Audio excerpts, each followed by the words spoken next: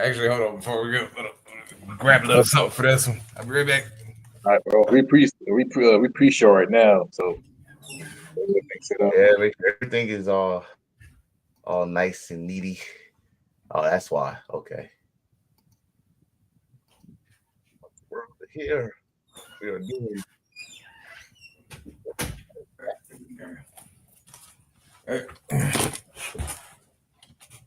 Jesus. Jump right down. We got lots of wonderful things to talk about, from wrestling to championship, and celebrate the man who made a way and who have a dream. Yes, he was going to see Boston. What? So, so we got a lot of stuff to talk about. Yeah.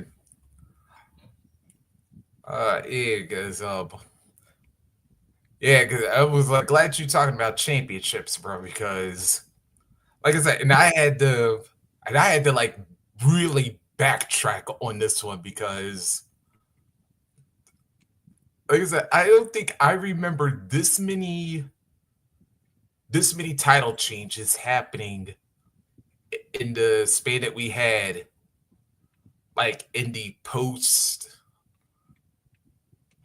Royal Rumble, like after the post Royal Rumble pay per view, and then like leading up directly to Mania. It was, and I was like trying to think of like any like in your house. There was like when they started doing it in your houses before Mania's, the No Way Out, Fast Lanes, Elimination Chambers, all that type of stuff. And it was like, damn. I'm thinking back. I'm thinking back mostly towards like the Attitude Era, like the later years, like 2000s or Yeah. early 2000s, and the 99s or 1999. During that time, most of the title change in mostly is a single title or big card title. The Intercontinental Yeah. Championship, Euro, the light heavyweight, even Yeah. the hardcore. Well, the hardcore title is acceptable. Oh yeah,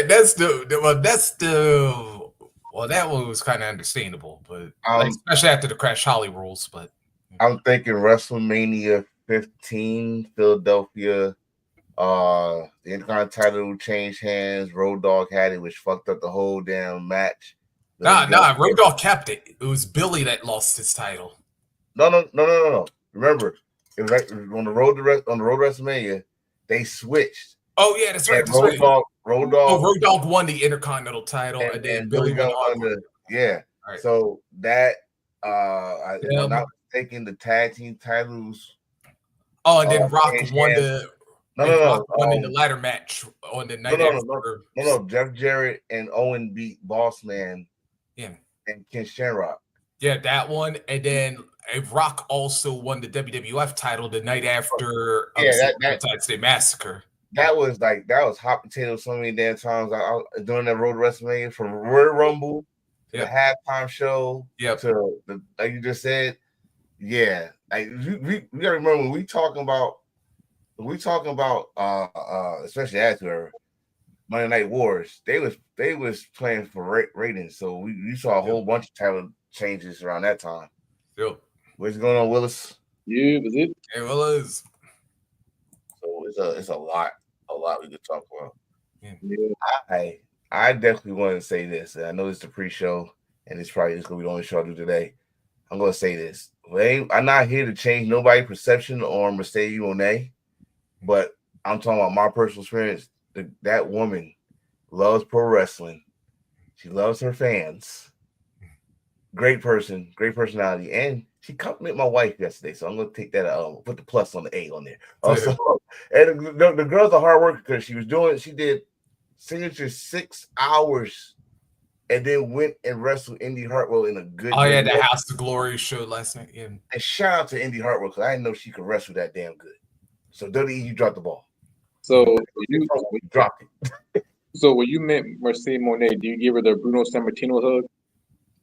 I have my wife with me, so smart move. No, sir. I just said, you know what? We've been fans of yours since day one. You know, you went from Ratchet to CEO. She started laughing, and there it is, Hmm. But no, I did not hug her. I did not hug AJ Lee. I didn't hug none of the women, especially Brooke, Brooke Textmaster or Oh Brooke. yeah. She barely had clothes on. Okay, she had a front right here, but the back side, Lord have mercy. Pun intended. Bro, No pun intended. I should say. I tried to sneak a picture, but I said no. She's right here. There's a reason why we live up to our name, embrace the thirst. You gotta live up to that name now. This ain't no kayfabe shit. You got to grab some cheeks. You got to do it. You got to. Sir, I just want to remind you, I'm on the speaker, so there's no headphones on me. So hi baby, can hear what you just said. Well, my name is Eric May Jr. and I'm related to Eric May's son. That's I'm done with you. So, anyway, it's all kayfabe. Anyway, let's step over the bullshit and let's start the show. Let's go, monkeys. Get to work. Yes. what? Let's go.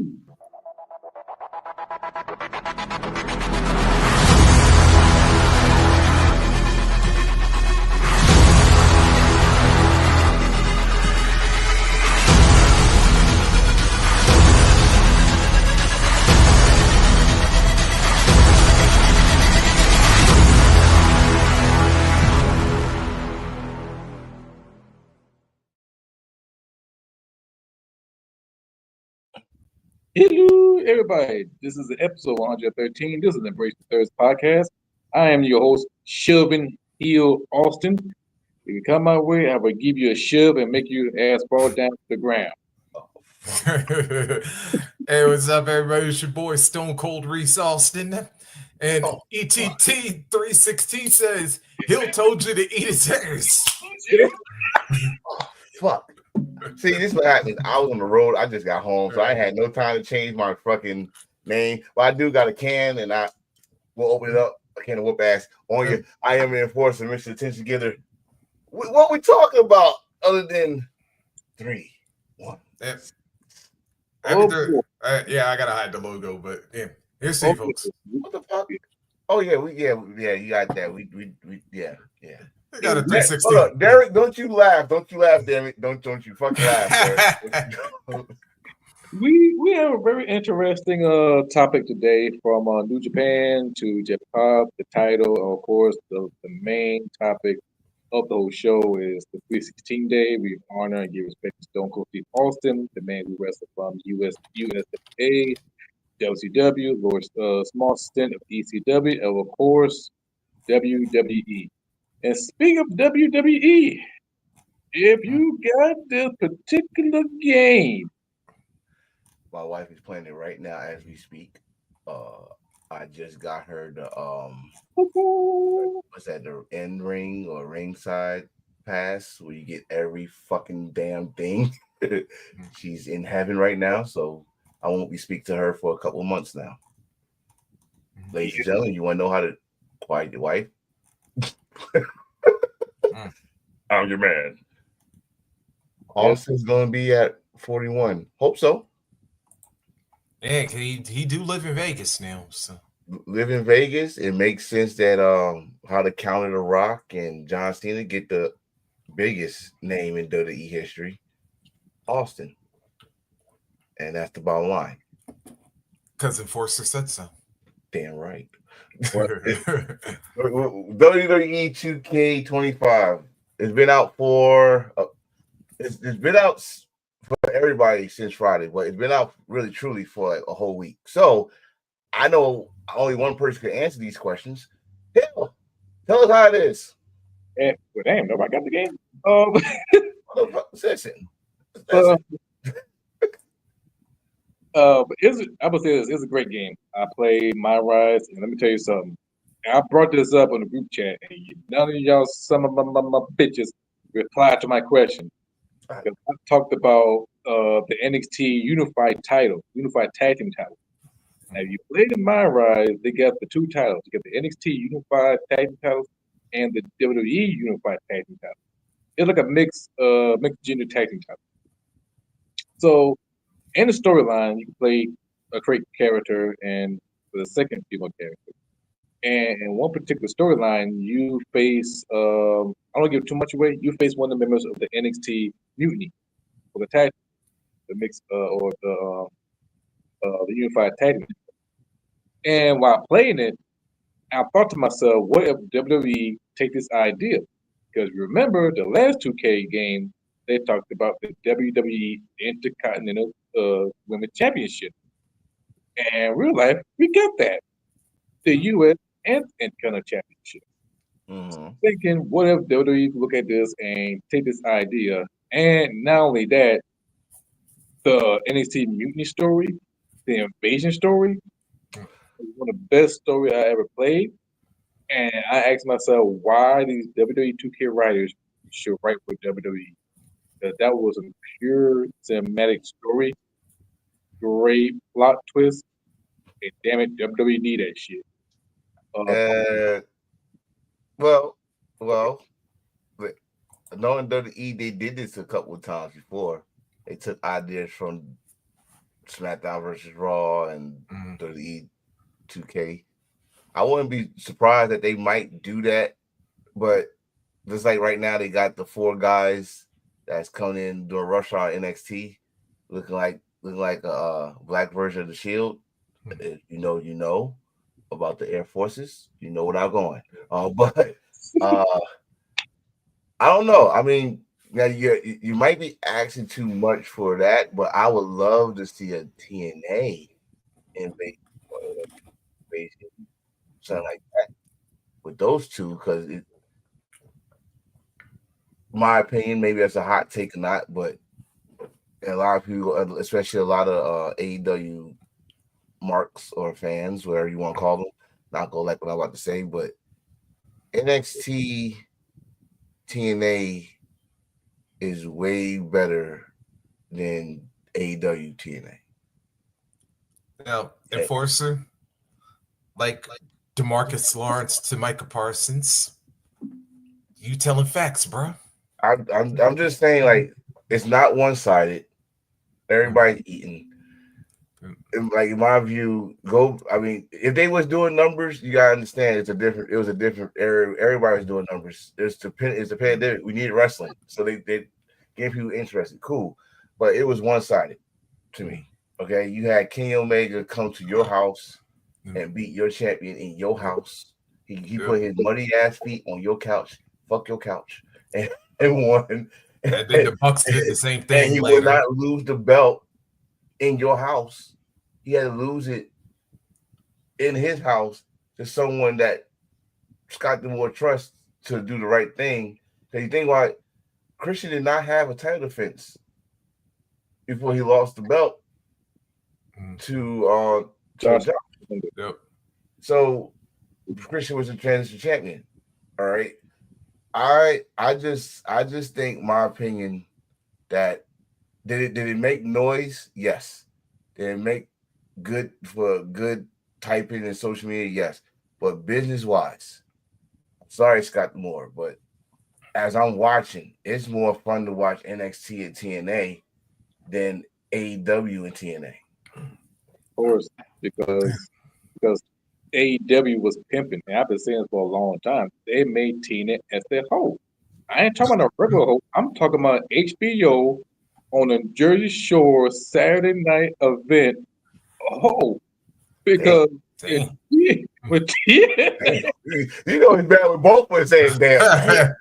And then at the same time, yes, Willis, yes, I like that. AEW TNA was done at the wrong time, but it had to be done at that time to make both entertaining. Because you got to remember, TNA was done in a warehouse, well, not a warehouse, but and AEW was done in Daily's place. They was in close proximity where you can drive a bus to their spots, but AEW, TNA and WWE, this is the right time because one, fans is like a lot, like it's fans, and they're both hot right now. I mean, a lot of people not gonna like. I mean, like I said, a lot of people not gonna like what I say, but like I said, it's my opinion. I could be wrong in your eyes, but it's how I feel. TNA, NXT, not WWE, TNA and NXT are way better than AEW and TNA. And I'll tell you what, if you need proof, go watch Roadblock again this past week. Because, Hardy's and Fraxium to kick it off. They had Oba and Moose a little bit later. I was like, and I actually, to use the quote I used in the group chat, I was like, Oba and Moose in that match, they was hitting like they was Aaron Judge or Pete Alonso. They was hitting like they was trying to be king of Wakanda. It was for the crown. I'm sorry. This is your king? I swear I was waiting for someone to do it. I think that NXT Roadblock should have been a Premier Live event, but be honest, great show. Was it better than AEW Revolution? No. To the degree, missing pieces. No, I take it back. If this was a game 7, I would give NXT 7.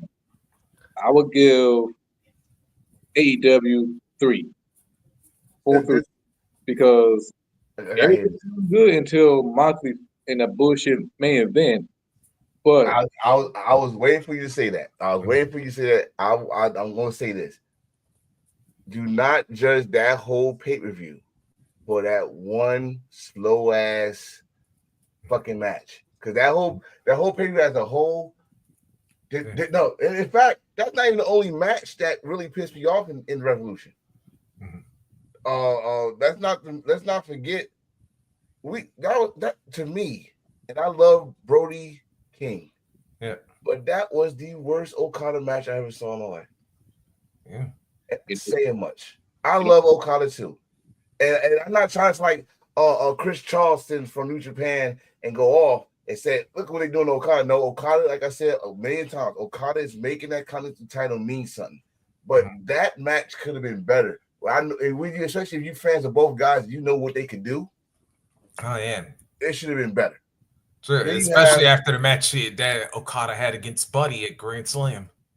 And then you have the tag team title match. I'm sorry, one of the Outriders, I forgot his name. He needs some polishing. Turbo. I think it was the tall one. Yeah, I think it's Turbo Floyd. He needs some polishing. Maybe he was nervous. This was their first shot at the tag team titles on a big pay-per-view. He needs some polishing. But other than that, take those matches out and keep the ending of Moxley and Adam. I'm not calling him Colt. Adam. The end of it, it still was better, not by a large margin, probably by a hair, better than Roadblock. But if we're gonna say that again, I always say this: I'm not here to put AEW against NXT. If you're a $1 billion company, you're going after the whole ancho. Was you better than Elimination Chamber? That's the question. Not the question was they better than Roadblock. Like you said, Roadblock was on TV. Was you better than Elimination Chamber? That's the question. Are you gonna be better than WrestleMania? Is Dynasty, because that's gonna come on first. Yep. Dynasty's gonna be first. Is Dynasty gonna be better than WrestleMania? See, I remember both events, I have in less than a year. Wait, I just thought of something. Then I'm mentioning it. Didn't WrestleMania last year take place on the same date that Dynasty's taking place on night one? Yeah. Yes. Mm-hmm. So we got a lot when it comes to Dynasty. You got a lot of speculation, and the fact that it's the same date as last year WrestleMania, in the same city night one as WrestleMania is in the same, possibly the same place where NXT Stand Deliver was at. Possibly. I don't know where exactly is that, but I know it's in Philadelphia. Let's see. No, they were Wells Fargo, so yeah, but Dynasty's going to be no. Dynasty going to be at Temple, yeah, where Ring of Honor was at. Yeah. First of all, you got Swerve in the title match, and he's not giving a damn who's the champion. Cole, I was not gonna say that. Adam, Adam, John Moxley, he don't give a fuck. He wants that title back. But I'm here to tell y'all, he's not getting that title back. Well, motherfucker. But I help you out. Hold on. I help you out. Yes. I threw a flag on my damn self. Because I want him to win the title. He needs to win the title. And he needs a longer reign than he had the first time. But I will save that or bigger of it. I take it double or nothing or all in. Double nothing, all in, full gear, something. The reason why I say this will not be a bigger event because I know what they're trying to do. They want this title change to be story based. What's the biggest story base you got as Moxley as champion? You took out. Remember, this is a rumor that we heard too. You took out Darby Allin. That's who they want as champion. As far as we know from the last report like months ago, but it makes sense. It makes sense. And then get this. Hold on, get this. As Darby Allin champ, we're not expecting Darby to have a long title reign. Who's the best man to beat Darby Allin that also got a story with Darby Allin in the history? Swerve. What? Okay, this is rumors, bro. I didn't read this nowhere. I'm just making shit up as we go before we. Yeah, and everybody wants Darby Allin to become a champion. I don't want to become a champion too, but no, you ain't. Darby is out there clapping nothing like Tomb Raider, and not only that, you weren't there for that much. Yes, you out there helping out from the beginning, but after that, if he got taken out. He got taken out. Story wise. Yeah.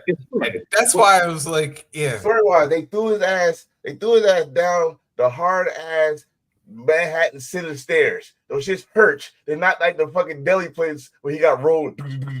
No, shoot downstairs. No, he got thrown down the Manhattan Center stairs, and that must have been the shit that knocked him out. Everybody know where he at. I guess he's climbing Mount Everest. Survived Darby and stuff. Story based. I think they're trying to find a way to put him on the belt. Is he gonna have a long title reign? If they do, hell no. No. It's just history, the moment, blah, blah. That's it. This is not the TNT title where he can have 11 title defenses every week. No, it ain't happening. But if I do now, let's say this, flip the coin. They do pull the trigger on Swerve. Mm-hmm. I got a hunch. I've been asking this shit for a long time. Where's Keith Lee? At this moment, I hate to say this as a black purist wrestling fan, who gives a fuck about Keith Lee? This train has been moved on. That's the thing. That's what I'm saying. This is what I'm saying. Like you just said, who gives a shit about Keith Lee, right? Where the fuck he been? Blah, blah, blah. We know the health issues. We know blah, blah. But don't tell me y'all would not, like you said as a purist, but you would not be mad as shit if Keith Lee come and cost this man that match. This is the part with AEW. There's no error. They like a fan. I'm thinking as a fan. Like a fan. As of right now, for AEW, you got no fucking room for error. You fucked it up with the AEW title not being there. You fucked it up when the bullshit death right. That's it. But right now, you gotta have a long streak of purest heaven. What I mean is, you gotta be having winning streak like Miami Heat when LeBron James was there. You got to have that shit.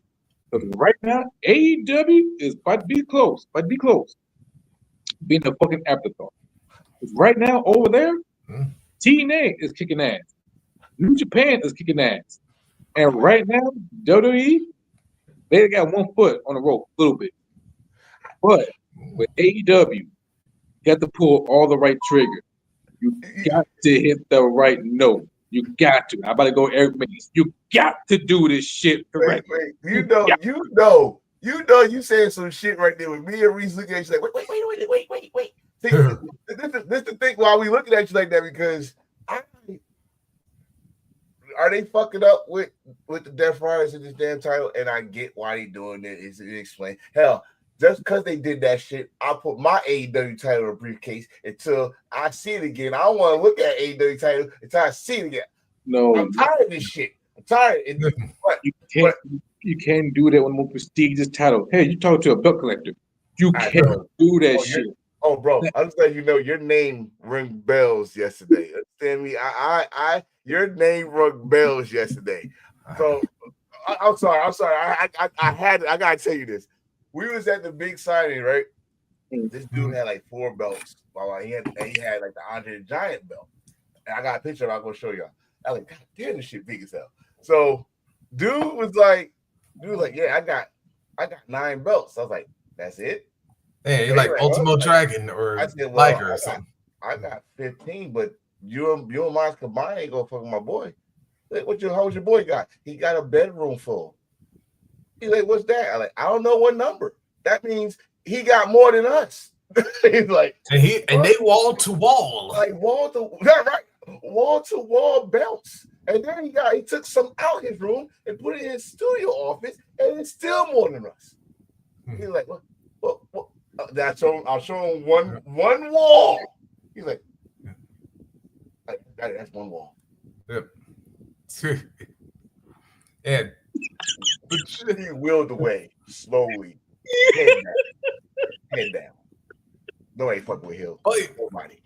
I also gotta look at this because there's also another story that's kind of been teased a little bit, but really hasn't been like fully interacted with long term. Hold on, let's see. Hold on. No, you continue. I'll just like put that question up. Their X. Oh, yeah. The worst. Go ahead, Reese. Continue yours. Yeah. Continue yours. We're gonna answer that. We'll get to it in a minute. But my point was, and especially after a certain interaction on Dynamite Wednesday, don't forget that there's still a Swerve MJF interaction that could be coming at some point. And especially because after MVP, in one word, and I said this last night on like one of our other shows, I was like, in one word, MVP owned an entire conversation. Because when he said focus on was, I was like, I don't know who put this picture up. It's a picture of MVP back in the day. He had the same coat, same raspberry scarf as MJF. Like, holy shit. Don't you tell me that is a possibility we're going to have a Owen Hart situation. I joined the nation. Yeah. Right. So when he said that, and that was like one of the best things that anybody, a one-word shut up MJF moment. He said, hey, focus on the word was, and then walked out. Yep. I'm looking at this, and this is one thing I love about when I'm going to get to your answer. I'm going to answer this question for you, Derek. This is the one thing I do love about this storyline. We don't have just one person that wants the title. You hide the belt making everybody want that title. Yep. You pissing off not just the fans that appreciate the beauty of that belt. You pissing off the fucking wrestlers that want to be champion now. Do you know you got maybe 6 people that said this on TV? Will Ospreay, that Willis just said he wants that match at All In. Yep. Swerve is the next challenger. Hangman and MJF was just fighting who's gonna be the the future, blah blah. You got people that want that belt. Yeah. Hope, Adam, whatever you want to call him. Christian, even though he blew his cash. You know what I mean? So now to answer your question, Derek, is this the worst storyline in AEW history? In its short history? No. It is up there though. But the reason why I say no is we're still talking about it for the wrong reason. It was a storyline we just couldn't stand. We just don't we don't even want to conversate about it. It pisses no. We're still talking about this, this story. I mean, it's still interesting. It's just the layout is boring you to death. The layout of it. It's like Moxley. How about this, Derek? I'm gonna agree with you on one of your posts. Is this Moxley's worst title reign? Yes. I wouldn't say worse. I would have to say. There you go. Thank you, Willis. Willis just said it. Yeah. I put the Devil storyline number 1, Death Rider number 2, and that's it. The rest, not that bad. It was a little bit weak, but it could be stronger. But back to Moxley title reign, I would say this title reign is weak because first 2 title reigns was strong because first title reign was solo. The second time was a Blackpool Combat because both of them was like, okay, he's a prize fighter. He treat wrestling like a real pro wrestling. You see in New Japan Pro Wrestling and in Tony Inoki era. But for this one, it's feel weak, it's feel confused, it's feel muffled. It's like, come on, just it's time we drop that title because we need to see the title. The Death Rider shit needs to. Matter of fact, if they would have kept the Blackpool Combat Club and said we trying to get this time to put the grip back to pro wrestling, that I will be cool with. But for this one, no, the Death Rider shit is terrible. Willie Uter, yeah, it was really confused. Willie Uter is a confused period. Bar none, confused. That's another thing. Everything's negative on X. The IWC, I whine constantly community. That's always fucking bad. So yeah, bad fact, y'all. Willis, I'm gonna disagree with both of y'all. I'm gonna give you an even worse storyline than both of those put together. I want to hear it. Yeah. Wardlow. And here's why. I answer this one. I wouldn't call it storyline. I call it worst booking. Oh yeah, it was. Oh no, I would say like the whole. Oh no, I would tell you why. Because, all right, you have the good build up, especially during the whole Punk MJF feud. But then you have this man go through all the challenges. He beats MJF decisively. Of course, we all know what was going on with Max at the time. But then, here's what kills it. And Tony, you just brought up the key part, booking. Remember when the rankings were supposed to matter? I know you're talking about the TNT title instead of the World title. Oh yeah, and then he was literally ranked the number 1 contender or something like that. But it was like, then for some reason he don't even get into that battle royal to determine the other spot or whatever. And I was like, yeah, that pretty much just like you pretty much just wasted the entire thing because that was the whole point of beating MJF in the first place was to make Wardlow at least maybe not the number 1 dude at that point in time, but at least to like build him up towards ultimately becoming that dude. Because you remember going into for the moment he slid that ring to Punk to help him, crowds were going nuts for Wardlow. And that's like, I'll even say even before that. You know the thing about the crowd thing with Wardlow, it reminded me of NXT with Baron Corbin, and I forgot the other guy's name. When they used to beat people like in 15 seconds and the crowd used to count, and now Wardlow was powerbombing people like 4 or 5 times and stuff like that. The crowds that get into guys like that, it reminded me of that. So I didn't really like, okay, what did he do? Did he do anything special wrestler wise? Right? I'm not shitting on him. But then I started thinking, this is where I found out, and I guess everybody found out there was some cracks in AEW. Remember, this was around a hot time. This is the hot year. I think it was 2021, right? This was the hot year of AEW. Probably the best year to me. That's when the cracks to me start. Like maybe small cracks, but you know, when small cracks in the windshield, you drive long enough, that crack becomes big. Wardlow, he was number 1, correct? Yeah. And all of a sudden, that ranking just got raised, and he became TNT champion. Yep. For some reason, and not to mention that he beat someone who just became TNT champion, not that far away, which was Scorpio Sky. Mm-hmm. I was like, okay, I think I just saw my first AEW politic move. That was the first time you say, oh, there's some politics that happened in AEW. You didn't know there was actually more, but at that time, you're like, oh, that was a politic move. You found out later that, where you found out that CM Punk was supposed to lose to Hangman, so Hangman had a long match, then certain blah, blah, blah, politic move. He wanted blah, blah. But that was the first time I said, oh, that's the first politic move. Because he's supposed to have been up for the title. According to their rankings. That's another thing we found out, their rankings was full of shit. Rankings, we don't do story, it's about the rankings. He was number 1 ranked, blah, blah.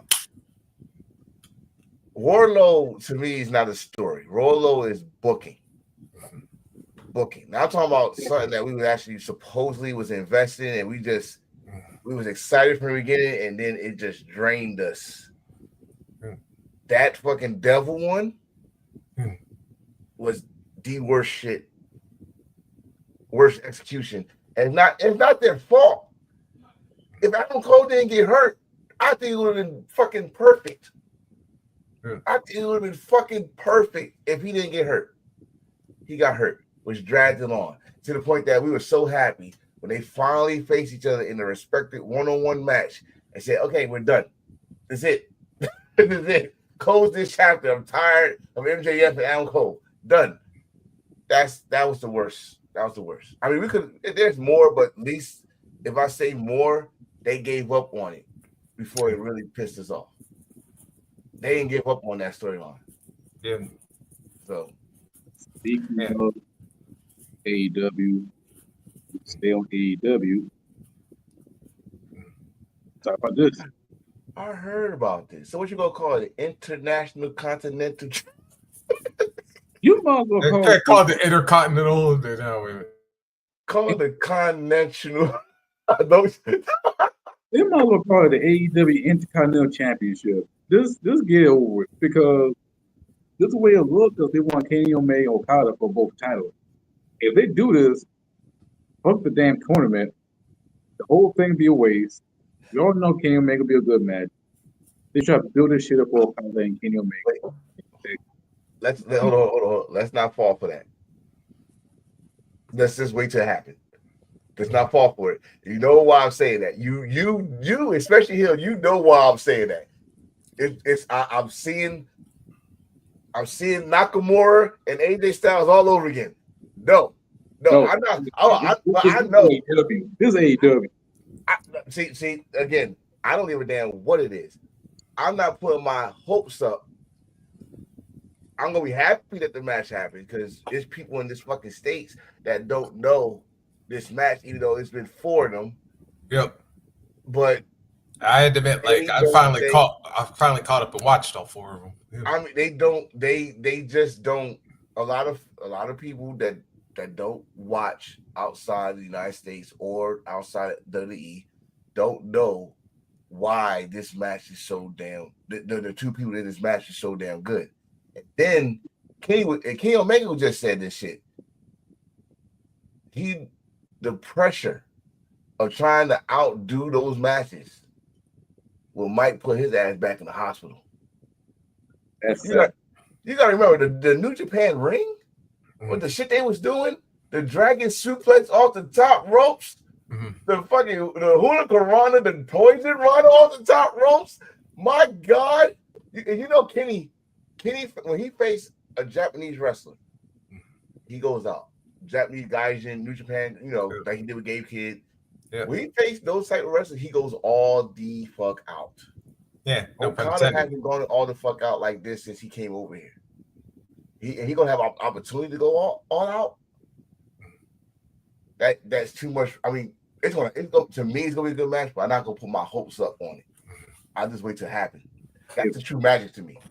If you call yourself the best bout machine, you gotta look through that, and you know what you're stepping into. You know what game you're playing in. Yes, you will get hurt, but do you really want to give these fans a half-ass match, fuck up your legacy, or I know what I'm signing up for. I'm going balls out with this shit. And God damn it, the fans gonna remember. Yeah, that's a dope ass match. And not only that, all the matches they got, strings of matches, is not one bad single matches. Let me put it to you like this. This is a whole new batch of fans. I'm being nice by calling y'all fans, by the way. This is a whole new batch of fans where they don't appreciate shit. Yeah. It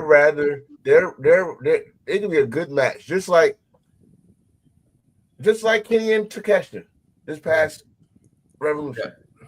That was a fucking outstanding match, great match, and the fact, guess what?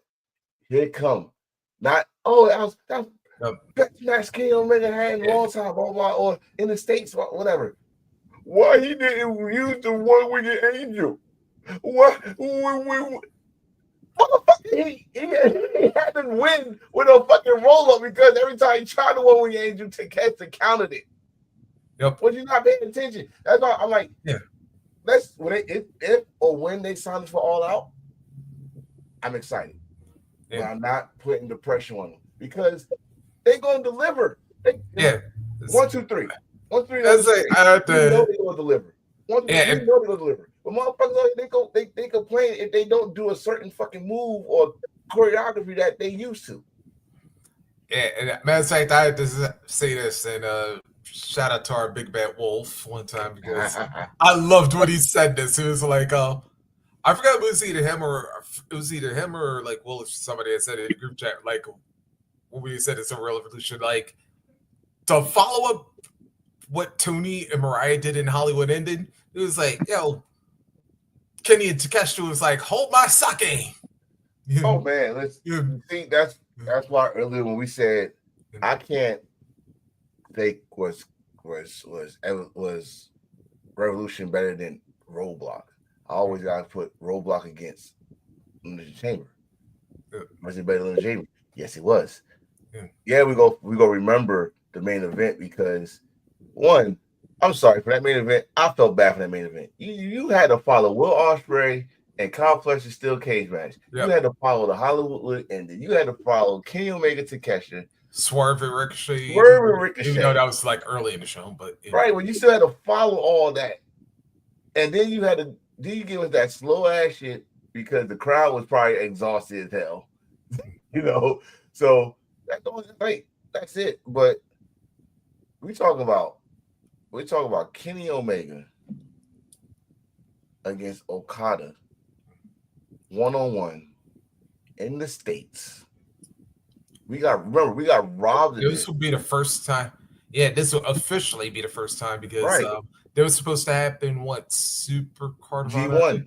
G1 Super Card. Yep. That was supposed to be Kenny and Okada, not Okada and Jay White.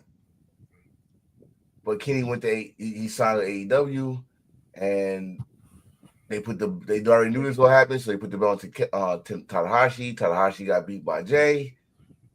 There was a story there with Okada and Jay, so fuck it, let's go. I will love as a fan, purist, content creator, podcaster. If they announce that, I put that on my check. Am I gonna get my hopes up? No, because if it don't even if it gets half of what we saw in New Japan, I'm satisfied. But I said this too when Will Ospreay and Will Ospreay and Ricochet had a match. I said you're not gonna get the viral moments that we got years ago. You're not gonna get that. You might get the best hits, but you're not gonna get that because we all saw it done already. Just like who else? It was somebody else. It was damn. Like I said, you got to do something that we haven't seen before, like Kyle Fletcher and Will Ospreay. You got to do something in that match that we haven't seen before. And they did. They did fucking shoot a star press off the damn stage. That's Spanish fly, yeah. Right. So with Kenny and Okada, you're going to see the V trigger. You're going to see the stand drop kick off the top rope. You're going to see the big boot over the rail. You're going to see Okada run all to the other end and dive over. I'm telling y'all what y'all going to see already. You're not going to see Raymond. You're going to see now. You see bitch. You're going to see that. You're going to see all this. So probably a money clip. A money clip. You probably see the Snapdragon suplex. Snapdragon. You might see Kenny's old fucking move where he used to cross your legs and do the suplex. Yeah. You might see some classics. The thing is, especially those that saw all 4 matches, you looking for what you gonna do differently. What kind of different outcome? Is the Young Bucks gonna get involved? That's what I'm looking for. Because I get my hopes up, like, oh, they're gonna bring back Wrestle Kingdom the first match. Oh, they're gonna do the million to draw. Oh, they're gonna do the 2 out of 3 falls. No time limit. They not. They're gonna give you something different. Think about the G1 match. The G1 match when Kenny finally beat Okada. That was a 30-minute match. they had to do that was the shortest time match they had out of all 4 matches. He beat him in, correct me if I'm wrong, Reese, 24, 25 minutes? I believe so. It was the shortest match. So I think people be excited for the match. Don't get your hopes up, because then you gonna complain. Am I wrong for that? I mean, we've seen it. We've seen it. We talked about this heavily about AJ Styles and Nakamura. We talked about this with who was it? God damn it! Hell, when Cody Rhodes and the first match, Cody Rhodes and Kevin Owens. We had Sami Zayn. Oh, that's what it was. Sami Zayn and Kevin Owens. I said, you gotta do something we haven't seen before, because we saw y'all matches for the past 25 years. Yeah, I mean, if you want to compare AJ Styles and Nakamura, the reason why, because purist fans, we expect what we see from New Japan. Don't regular casual fan or WWE fans, they enjoyed it because that's the WWE match, that's the WWE style. Purist fans, like all 3 of us, and people who watch this, when we see Nakamura and AJ Styles, we thinking, oh, this is going to be a story, this is going to be a hard-fought match. But when New Japan posted up the Intercontinental Championship match on YouTube the night before WrestleMania, we thinking, okay, that's oh shit, bro, I did that.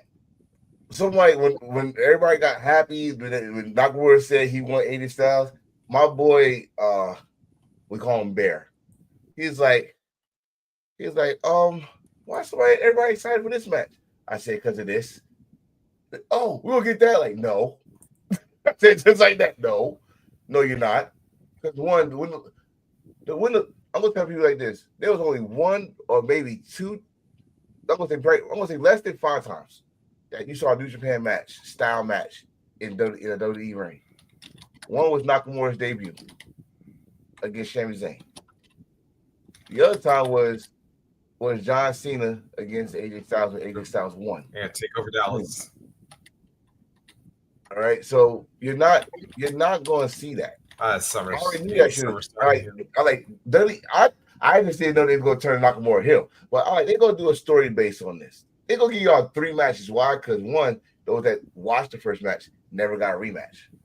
That was the one and done. So this is actually their second time facing each other. Period. 1-on-1. Okay, don't you go stretch this. Did I know they're going to stretch it for fucking 4 months? No. Hell no. And how many low blows did we see during this damn stretch? God damn, my balls hurt.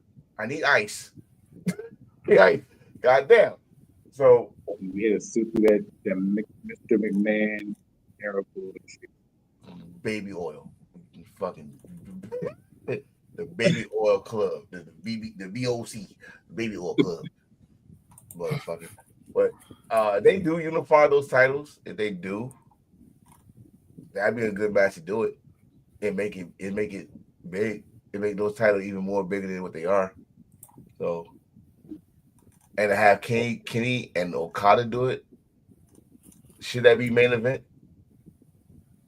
It depends on how important the match is and how important the story is. Because if the world championship is important, I can see that match be a co-main event. Yeah. So with the AEW sooner or later being the Intercontinental Championship, which if I see that nice ass title design, I'm gonna get that too. I believe it should be a main event. It depends on how strong and how important it is, which it will if you make it title. By the way, Forcer, to your question, yeah, it was 24 minutes 40 seconds was that G1 match with Omega and Okada. And that's like 1/3 of their last match. That match was 70 minutes. Yeah. Come on, man. Come on. Willis said, let's talk about teas of Monet and Athena. Yeah, after what'll happen this coming Wednesday, yeah, it's bound to happen at some point because Athena's literally ran through everybody in Ring of Honor. Mercedes is undefeated in AEW as of right now. At some point, you have got to make this match. I want to say this. I hope Derek, are you still watching? I hope you're still watching what I'm about to say. Because it was a post he put up. And and Willis know this. When I see a post and I know motherfuckers gonna put paragraphs on the comments, I don't comment. I'd rather contact them on inbox, right? So he asks about who did Mercedes elevate during this title run, and they call her the Charlotte of AEW. I would say that she has elevated people, but after that, it's not her problem. It's the booking. Mm-hmm. And we know how AEW do with the booking with most of their women. Sure. She elevated Chris Statlander to the point of we saying Chris Statlander might be a future world champion. Fuck TBS, world champion. After that, they booked Chris Statlander right since, my opinion. No one knew who the hell Momo was. I'm not saying us. Unless you're a Stardom fan. I'm not saying us. I was saying no one knew who Momo was. That match, you know who Momo is. The next one will really get you because this is fact. Right. Stephanie Van Kier, we know. At Forbidden Door. Yeah. Forbidden Door got her the WWE contract. Forbidden Door got this girl was the belt collector before she was WWE, but that match she got the contract in WWE. She's in NXT. She's double champion. Yep. He elevated. And if you're gonna say Mercedes is the Charlotte of AEW, Charlotte, stop hating on Charlotte. Charlotte has elevated people. The difference is WWE the ones that she did elevate, they put the fucking rocket ship on. I'll lie, Rhea Ripley. Could I have it for Tiffany? Could I have for Tiffany Stratton? I don't know. They are talking shit on Twitter though. They going back and forth. I love it. Yeah. All right. Yeah. Can I add one name to somebody else? Mercedes is kind of elevated. Sure.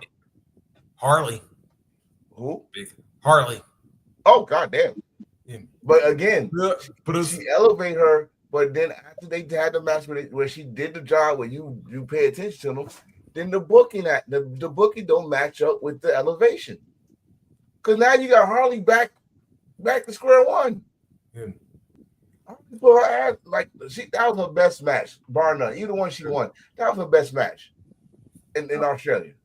I feel like they should pull a trigger. So get her the belt. Yeah, you know what though? But the thing is, even though now she's on paper she's taking a step back though, crowds is still hot for her. Oh, at least and that's even without them damn puppets. Yeah, while she hot, keep her in the conversation for a title run. Keep for example, I love this example too. Matt Cardona, when he was Zack Ryder, he was hot. You cheer for him. Blah blah blah. They didn't do nothing until he fucking did a fucking long story. Guy like IZ. Yeah, all that shit. All right, fine. You're loved. What they do? They put a rocket ship. They pushed him even further. He was on TV all the time. And he became United States champion. Then WWE punished him for it. But hey, they did especially after he came up with that internet championship. But no, they punished him. This I always say WWE punished him because they put the belt on him and then they snatched away from him. Yep. like with some bullshit. Who the fuck told you to get over? That shit. But in AEW, it's different. You get yourself over on social media, you get yourself over on the interviews as she did, But once you had these matches with Mercedes, with Toni Storm, after that, the booking got to match the energy. It hasn't. Now, I say that for Mercedes, not Mercedes, Mariah, because Mariah is Mariah May. I'm sorry, she's there. Megan Bain, they about to do the same thing with Megan Bain. I'm just saying the booking for the women gotta get better. It gotta get better, especially after they had these good damn matches. They showcase, they can be a champion. You need to. And don't put them on fucking Ring of Honor and have them lose the local indie woman and say, "Hey, that victory counts." No, don't do that. First of all, you disrespect Athena when you do that shit because she's a damn champion. She needs some competition. She's beating everybody. Yep. What is she like? 737 plus 750 days now, I believe. Champion. I ain't tired of that shit yet. That was Japanese fans was booing Okada when he hit 700. You ain't tired of that shit. Shit. Yeah. PBS champion Athena this year, 2025. Calling it. The belt she couldn't beat Jade with. Yep. Yeah, I went there. Did we talk about that first? Yeah, 826 days and counting as of right now. No. Why? No. Why you put this up here? Why? You saw my comment when you put it up there. I don't care. No, and he's not coming. He already addressed it. And he's not going to WWE. He's not going to AEW. He said he is Ichiban Pro Wrestling, which is New Japan Pro Wrestling. Ichiban, number one. No. Stop it. No. I was gonna go off on Joe Cutler. You stupid motherfucker, you. Yeah. You man, let me tell you, I saw that shit. And the first person he came up, I was like, oh shit. He was like, that shit better be a rumor. I did with your voice and everything. That shit better be a rumor. I was like, I don't care anymore. Y'all, you just don't understand why I don't care anymore. Because as soon as someone say they're a free agent, here they go. Oh, he's AEW bound. Oh, he's WWE bound. I don't care where they are. As long as I get to watch them, I don't. Yeah. Because see, if you go to WWE, You already know where you're going. So don't act like you're going there to be a pro wrestler. No, you're going there to be an actor. You're going to WWE to be an actor. Your wrestling is just in case you have a match and you could do some things. You're going to WWE to be an actor. Yep. Okay, that's what you go. You go to AEW. Look at us. Look at El Chad. If you don't believe me, Garcias. Oh, sorry. It's. But listen, the point of wrestling, WWE, AEW, TNA, MLW, New Japan. The point of wrestling is, are we entertained? And I'm gonna give you one point of that. There's a certain event that happened in Kurgan Hall this past week, and there was a guy has something rubber. He had something rubber on. You talking about D2 with a little slingshot hitting the old boy in the face? Let me finish my story. He took the elastic and he walked. The dude was still in the ring. He walked all the way up in the stands with still the elastic. That shit stretched all the way up, and he let go. Damn. And it hurt. But was I entertained? Yes, because I was laughing my ass off. It was funny as shit. It was like that's what wrestling entertained. Look, last night, and I'm gonna bring it up. Last night, I was an intricate part of fucking House of Glory last night. The rail fucking kept on hitting me, and it tore up my chair. It fucked up my chair I was sitting at. I had to use a chick seat the rest of the night because Miller and Dijak, 300-pound ass, want to go over the rail and squash my fucking chair. Then the next match, they want to come back and finish the chair off and then tell me, put ice on it. Put ice on it because the rail hit my leg. Now I just look at the dude that's on the rail. He's like, put some ice on it. So 5 minutes later, Jay Bougie, you put some ice on your balls. How about that? So I was part of the show, okay? Wrestling is entertainment. Enjoy it. My God. But damn it, stop. Let's stop this. Let's stop this. My motherfuckers going to another fucking company. Let's be happy we can see their ass. That's all. Let's be happy. If they go to WWE, let's see how good their acting is. Yeah. We see the acting. Anyway, Joel, feel like talk some New Japan Cup. Sure. I'm listening because I'm being honest. I'm listening. I was just watching just mornings before we start the show, so I got some catch up. I'm coming around behind, but I did catch up round 2. The round 3 came on this weekend. All right, but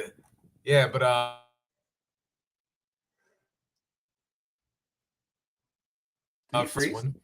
Oh, yeah. I'll try to Excalibur my way through this one as quick as possible. But first night of the tournament, I believe. I think it was one of the first. I don't know if it's first night, but it is. Yeah, defending champion, eliminated him. How is the global champion eliminated? Yeah. Who did he face? No, I said the defending New Japan Cup champion was eliminated. Yeah, he's the global champion. Oh, he's also global champion. He faced Evil. Oh yeah, okay, that makes sense. Yep. I don't know what's going on with House of Torture, but again, I said on here, they're not part of Bullet Club, but I think they're taking over who's the top dog in New Japan is right now. Yep. It's not looking good, but I'm liking it for what I've seen so far. All right, we had that one happen. Yuya Oyamura defeated Sonata in the next match. So it's like, again, no surprise. Sonata, being Sonata doing Sonata things. What when it comes to Sonata, it seems like he's been the topic of conversation during this tournament. We don't know if what he's doing. He's hitting David Finlay by mistake, and he's going after what was his name? You just say that beat him? Uyemura. Or he fucked him up. Not that long ago, I saw the clip of that. He fucked him up. Sonata is conversation during this tournament, and he didn't win shit. I mean, I'm glad he back to blonde hair and got a beard. I am happy for that. But Sonata, I don't know, man. He's been he hasn't been himself since he lost that damn belt. Am I wrong? Nope. Again, you in DeMarcus Lawrence mode. You telling facts. Yeah. Shout out to DeMarcus Lawrence putting Michael Parsons in his place. Anyway. Oh yeah. Well, we'll get back to that in just a minute. But I was like, yeah. I was in the crowd. I didn't know nothing about it until I left. Yeah. Let's see. There we had Oiwa defeated Chase Owens in that matchup. What the hell are you doing with Chase Owens, man? He's the crown jewel. He's the crown jewel of the Bullet Club. You need to do something with him. And not only that, is this the same night with Bad Luck Fale?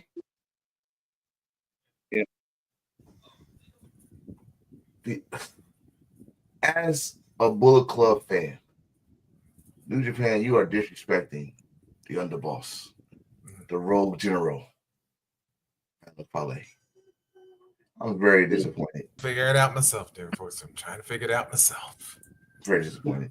Let's say we had all right, there we had Gabe Kidd defeated Ren Narita, which I believe was the longest match of the opening round. Really? Yeah, they went 22-15. Oh man. Gabe Kidd, I know he won because he had the microphone, so that told me he won the match. But he is folks, stop getting sand in y'all vagina, okay? He's playing a character where he's saying that New Japan is Ichiban, which is number one. That's why he said fuck WWE, fuck AEW. Yes, he was just in AEW not that long ago. And guess what? While he was there, he said fuck AEW. That's his character. He don't give a shit about nothing but New Japan. He's not saying he don't fuck with them. He's just letting you know that his allegiance is New Japan. It's a character. That's all. If they give him a big contract, he probably go there. I don't know. But he said fuck them. So love him. Love him to death.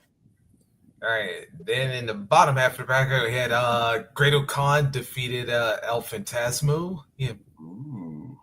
Yeah. So yeah, Great Khan going to be looking for a TV title match somewhere down the line. And he's doing an open challenge though, so go for it. Yep. Then we had Naito defeat Caleb Newman. All right. Then let's see. Then we had Drilla Maloney defeated Ishii. And then Bolton Oleg defeated Bad Luck Fale to complete the opening round of the tournament. But can I get a standing ovation for Drilla? This man cut his hair. This man he tanned himself so damn black. I think he's a brother. Drilla, man. Him and Gabe Kidd need to be a tag team. Mm-hmm. When the World Tag League starts, they need to tag up. They need to beat Naito and Time Bomb for the tag titles. That's why I'm going with it. I need that to happen. Yep. It's that Drilla and the Killer. Yeah. Ooh. New Japan, if y'all use that, send me some yen. Cut the check. Yeah. A bad fact enforcer. Yeah. If you make a t-shirt of that, I ain't even had to ask because we yes before I even finished the question. All right, then we go to round two. All right, David Finlay with a count-out victory over Evil. That's still wild though. That's still wild because Sonata came in and that was crazy. So now can they trust Sonata? We're doing this story again. Yep. I think he's going to the winning team.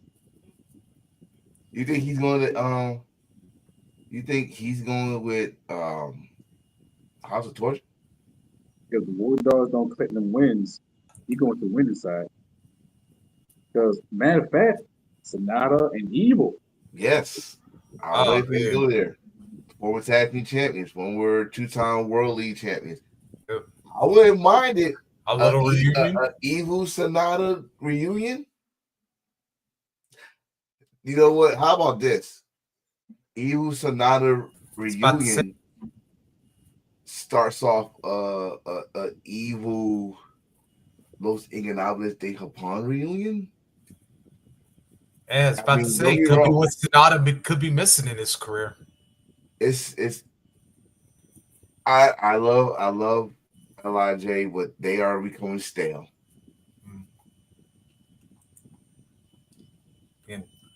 All right, then let's see. They are hell. Yep. All right, then the next matchup, Uyemura with the upset, defeating Yoshihashi. Is it upset? I would say a little bit of one, but do you want me to go back to not liking that dude? Is it upset? Yeah. Yeah. I just start respecting Yoshi, and now he's going right back to the damn trap he used to go to. Now that Goto is the heavyweight champion, now you just forget you know what I mean? Like, yeah, you should be in the quarterfinals. You should be in the quarterfinals. I give you that. I know they're not gonna have you nowhere close to no damn world title, but you should at least be in the quarterfinals. Mm-hmm. You're gonna go right back with Aaron. You keep on playing with Yoshi. You're gonna go right back with Aaron and with me. Yep. All right, then let's see. Next matchup, CSJ defeated Oiwa. No surprise there. Then we had Tai Chi with a countout victory over Gabe Kidd. Wow. Yeah. Yes, keeping Gabe Kidd strong with that. All right. Yeah. All right. Then Shooter with actually the longest match of round 2. Yeah, Shooter defeated Great Khan. I'm waiting for Shooter to put tattoos on his body. You tell me he don't look like homeboy that was back in WWE back in the day with the tattoos and the white pants. Hakushi. Yeah. Yes. Tell me he don't look like him. All he need is the tattoo writing on him. Yep. He got the sides. He needed that victory. Yep. First of all, he needed that victory. Secondly, he needed an attitude change. And I'm glad he cut his hair. I'm glad he's not still coming to the crowd, is he? Not that I've seen it, but probably he probably hasn't done it as much.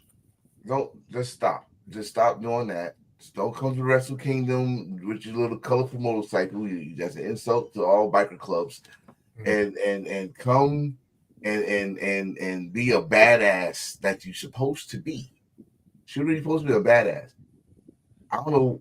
Maybe you need to cut your hair. You throw cutting it short because when you had it long, we called you Tanahashi's clone. Then you cut it short, and you still was doing the most Kool-Aid shit I ever saw in my life. Now you got a bald head. Up to the club. now do something with it, damn it. Yep. I need some gold. I need title gold. Or you're going to be in the clique with Aaron. Keep fucking with me.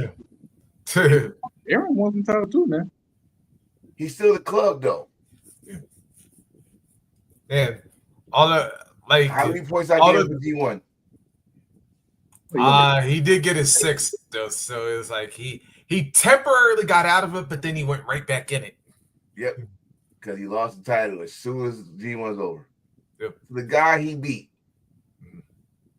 Bastard. Yep. All right, then since we brought up the old Hawaiian Hulk, and he gave Naito a little tour of the islands in their round 2 matchup. Yeah, Cobb beat Naito. Holy shit. Well, you're a tag team wrestler now, Naito, so you're not getting no heavyweight title match. Yep. All right, then Drella with another victory, this time over TJP. I'm loving that like rivalry between the two. Like whether they do singles or tags, and I could like watch. I could watch them two go against each other like 100 times over. If Drilla versus Gabe Kidd was a match, it'd be like it'd be like two drunks fighting for 12 hours and still not tired. Mm. That if they do get tired, they'll still be swinging. Yeah. So, Yeah. All right. Yeah, then in the final match, round 2, then we had Shingo defeating Oleg. And I gotta admit, this one actually, this one went pretty decent, like 1816, but it was like, I gotta admit, like, Oleg's starting to grow on me a little bit. For like a long time, it's like, yeah, whatever. Yeah, because I always used to see him on all the damn pre-shows and all the time now, but it's like, and like all of them like short 3-minute exhibitions, but it's like, man, he was going on me during I think the last year. Yeah, they won the middleweight titles. Did boy strong? I think he eat his vegetables. Yeah, I do gotta say, like I said, I always saw the size to him, but it was like now that I'm seeing that, oh, all right, he could actually like, yeah. Now that they actually letting him get some like actual spotlight for a change, it's like, okay, this is what I wanted to see out of him a little bit, and now that you're having him go against like the higher competition a little more frequently now instead of always just putting him in the Rambo or like in the pre-shows and whatnot. It's like, there you go. All right, now quarterfinals. Finley, no surprise here, defeating Uyemura. Yay! Let's see, ZSJ with a victory over Tai Chi, and actually, this is the longest match so far of the New Japan Cup in this year. That's history right there, right? By old Dark Tekka. Him. That team against each other. It had to be a little emotional. It had to be. Oh yeah, that's right. Yeah, Danger. Oh yeah, I forgot the Dangerous Tacker skip. Had to be a little emotional. Yep. All right, Shooter with a victory over Jeff Cobb matchup, and then Shingo defeated Drilla to wrap up the quarterfinal round. That's 2 upsets. That's 2. Wait, you said Shingo? Yeah. Okay, that's 1 upset. Shooter beating Jeff Cobb is blasphemous. I could let the little man beat. That's blasphemous, sir. That's against all religions. Shooter beating Jeff Cobb. I was so sick of this. Jeff Cobb is the beast of New Japan. They treat him like he can't be world champion there. I think this can't say the right timing because they got all the time in the world. But the list of main event is so shallow or narrow. I think it was so narrow, I would say, because to try to handpick which person would be a great representation for New Japan. And Jeff Cobb can be a great guy become the world champion. We haven't seen a great big guy have a title since Cody Braun, but since Scott Norton. That's a long ass time. And I think Jeff Cobb can fill in the shoe. But it's all to President Ace made that decision. And when the time is right, I think Jeff Cobb can be a world champion. If it's not in New Japan, then I can see him be a world champion in Noah. But Noah is on fire. But we're talking about New Japan right now. I am like Cobb definitely has, Cobb definitely has like the tools to do it, and is like I say in Japan they appreciate the big man magic over there. Like whether you're like the short, compact, big dude, whether you're like the Bam Bam or Vader sized big dude, or or like hell, even like the Brock Lesnar, like super muscular big dude. It's like it doesn't matter. Like if you a big man in any size, but yet you can still perform. Yeah, you can like still perform in the ring and just like get a crowd excited and keep them constantly excited. Yeah, yeah, they love. I think, well, like you just said, history does beckons. Cobb's just a freak. So, if history does beckon, if big men could go in Japan, they behind you. Especially they don't see big motherfuckers like that in Japan, like that unless they're a sumo wrestler. Yeah, You move like a junior heavyweight. Yeah, powerful like a beast. Yeah, it's unheard of. You named some history. You said Scott no, god damn, Scott Norton. Yeah, Jesus Christ. Yeah, what's the saying they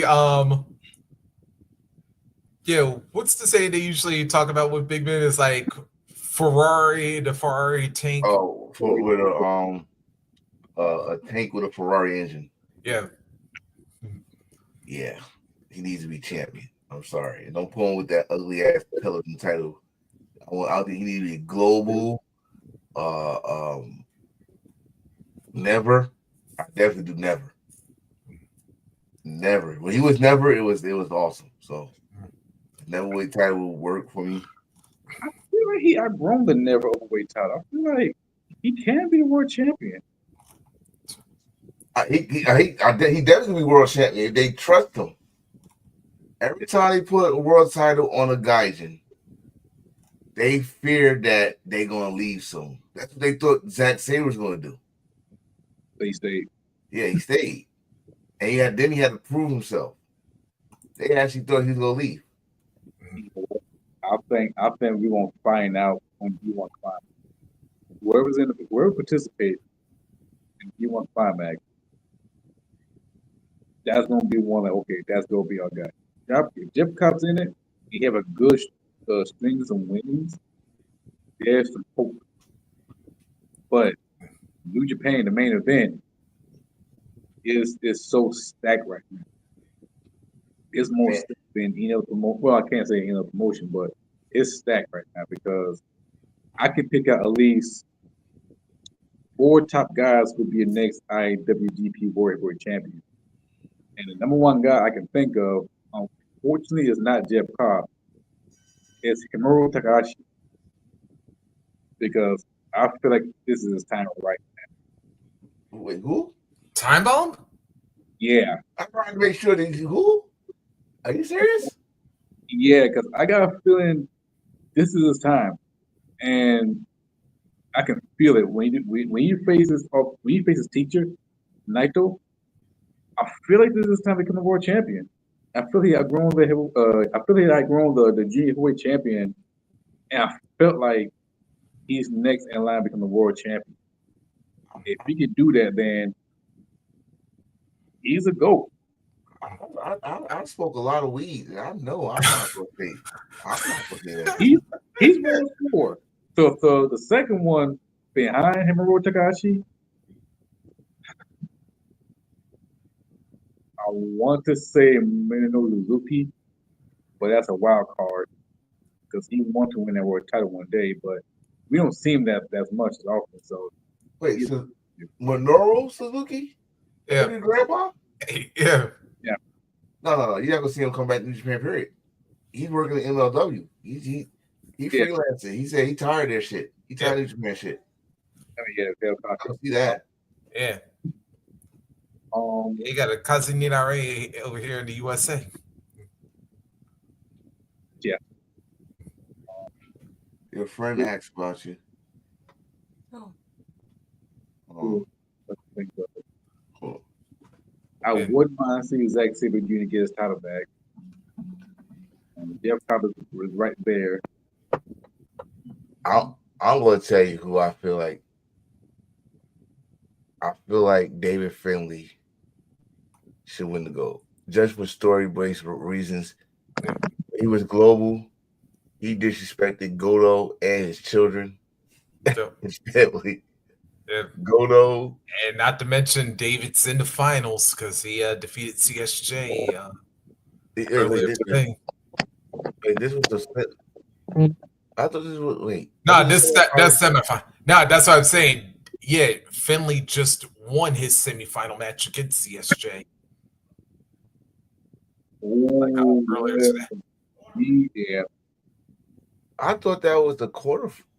No, that was the semifinal match. So when's the final? I thought the final. No, so the finals hasn't been determined yet because Shooter and Shingo have to face each other still. So David Finley is in the final. Yeah. He's waiting for Shooter or Shingo. Oh shit! They better not tease Shooter. They better not tease Shooter in this damn final. Don't do that. Don't do that if you're not gonna pull a trigger and have him win it. Don't do that. I hate when they did that shit to Goto when he was going through his bullshit the same way Shooter is. Do not do that. This will be interesting. This is more interesting than March Madness because yes, whoever the top people come out got face Goto. I guess Goto gonna face Yuji Nagata for the championship. He already did. They already did. Yeah. Damn. Yeah. But if David Finley win this match, I hate to say it, but I'm rooting for him to win that title. And it's going to be a power struggle with the Bullet Club between Evil and David Finley. It's always a power struggle with Bullet Club. Power struggle. I see what you did there, Hill. And Sonata going to be a game changer. And Sonata with Jonah will hot. Well, of course, hot, but House of Torture. Ladies and gentlemen, if this shit happens, look at him. Look at him play. If this shit happens, you blame him. So just don't tease you. Have Shooter lose. Please have Shooter lose. Because you have Shooter win. One, I know what y'all doing. Okay, you teasing that these third generations or these new 3 Musketeers that y'all try to put is the next guys. And that's cool. I mean, y'all got some young studs right now. But God damn it, don't do this. Please. If you're gonna put him in the finals, have him win. Redemption. That's the biggest redemption in Japan. It's Japanese wrestling. It's about redemption.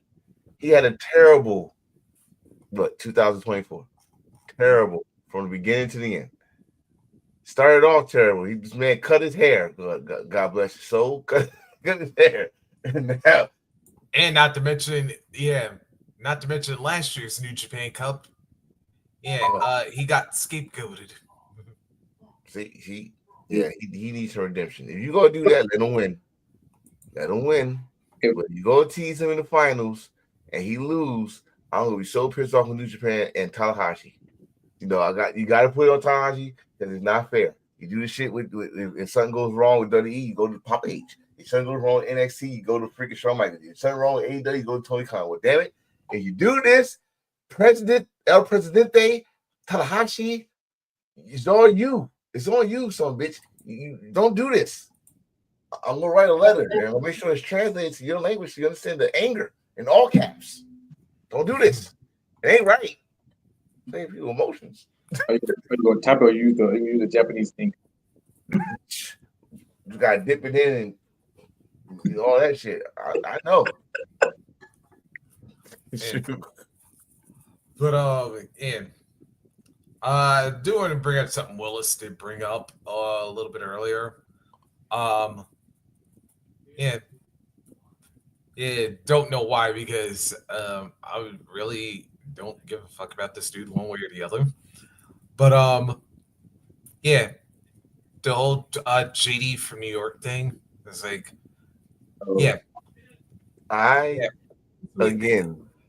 I was, of course, I said I was there, but we was not paying attention to see if he was in commentary, and I knew where he was doing commentary at. I was not paying attention, so I didn't know if he left or not. I did talk to Sir Wilkins, who's also the commentator. He do, y'all know him from Jabba Cheer Slam, Jabba Cheer podcast. But I totally forgot how JD looked. First of all, so he probably walked past us a couple times. I don't give a fuck. But I didn't notice he left until after the show. Shout out to the Reels, Stephen Garwin. He said it, and then now let's talk about it. Let me just say this. You gotta remember, this dude talks constantly bad mouthing AEW. And the shit I said earlier about Mercedes don't elevate nobody, which is a damn lie.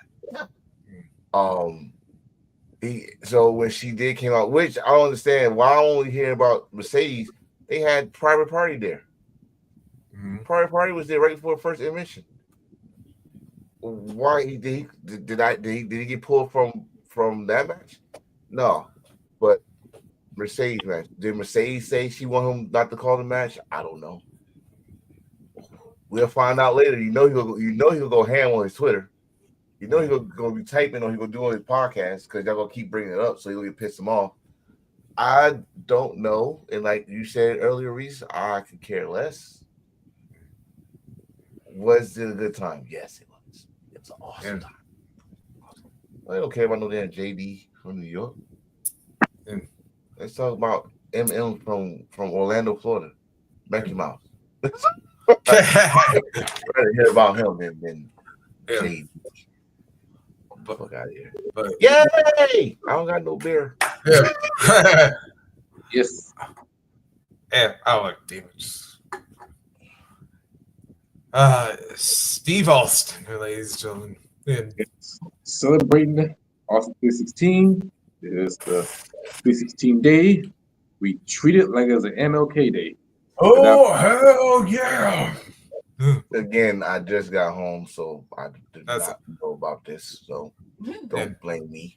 But hey, you know what? Fuck it. I got skulls. I got skulls. Hey, that counts.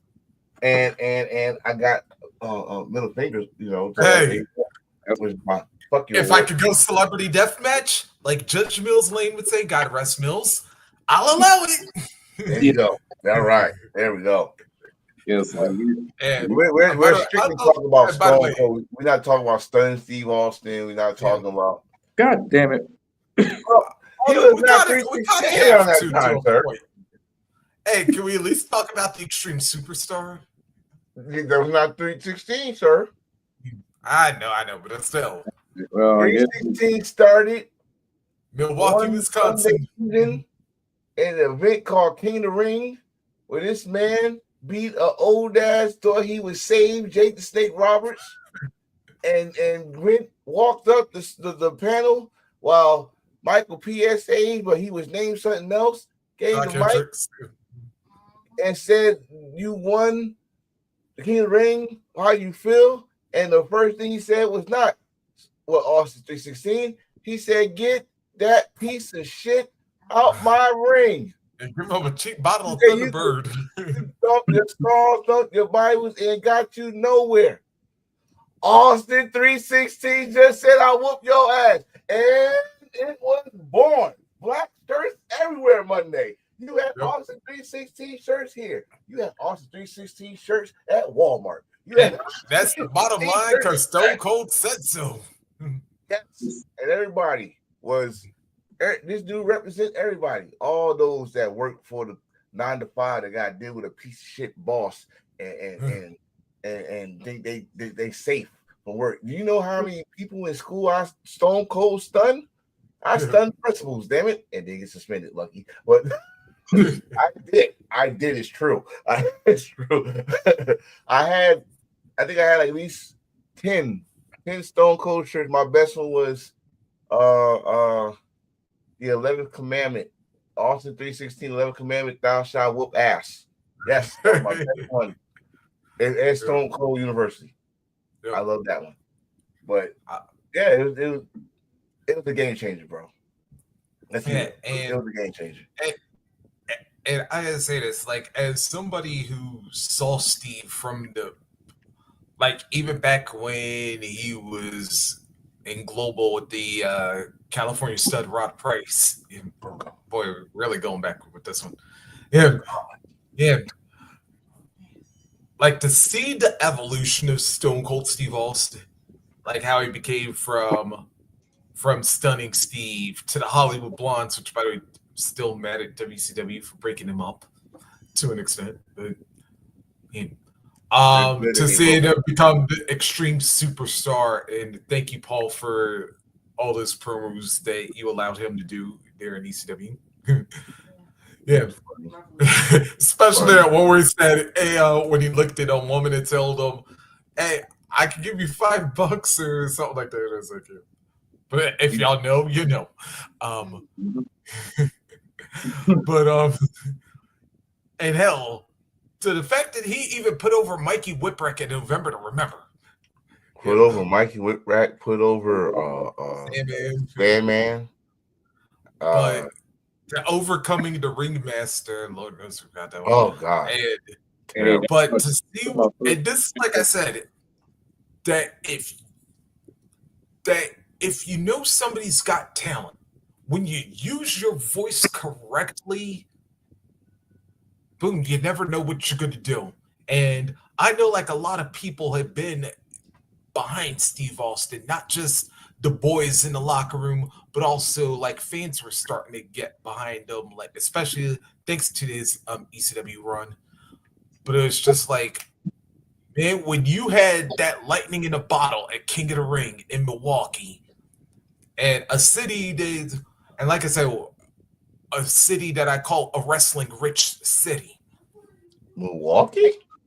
Oh yeah, man. It's like Milwaukee back in the day, like had a lot of stuff happening.